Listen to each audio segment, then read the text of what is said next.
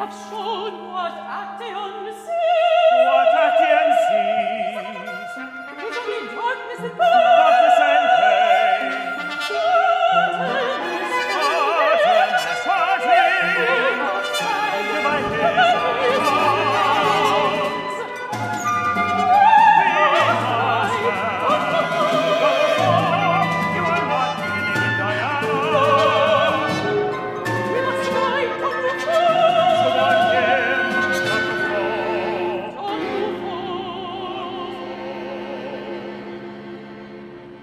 Opera's a little bit like writing a book and writing a symphony, and it is you're wearing so many hats. The funds are going to help support our third opera working together.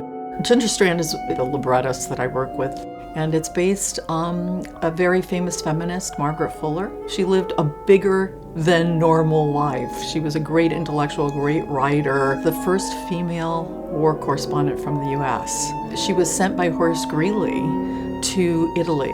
Basically there she lived and was on the front lines of the Italian Revolution. She sent back her correspondences from the front line. If she hadn't have been sent, we really would not have an accounting about what happened during that revolution.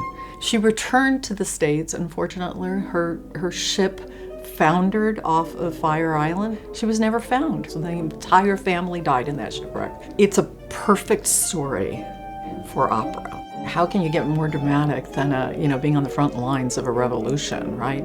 The American populace needs to know more about her because she was a woman.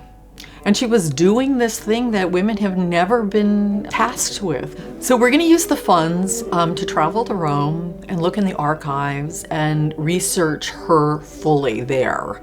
There's probably a wealth of language that would come out of those letters and correspondences that would make her come alive.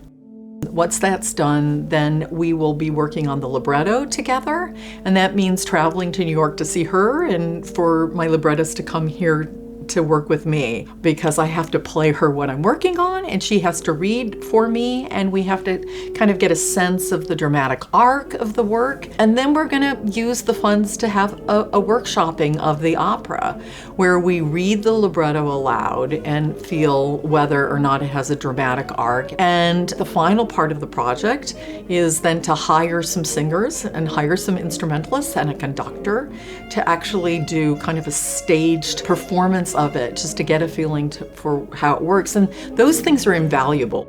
I really extend my thanks for that chance to be able to do it, because that's a rare thing. To be funded for a big project like this is a marvelous thing.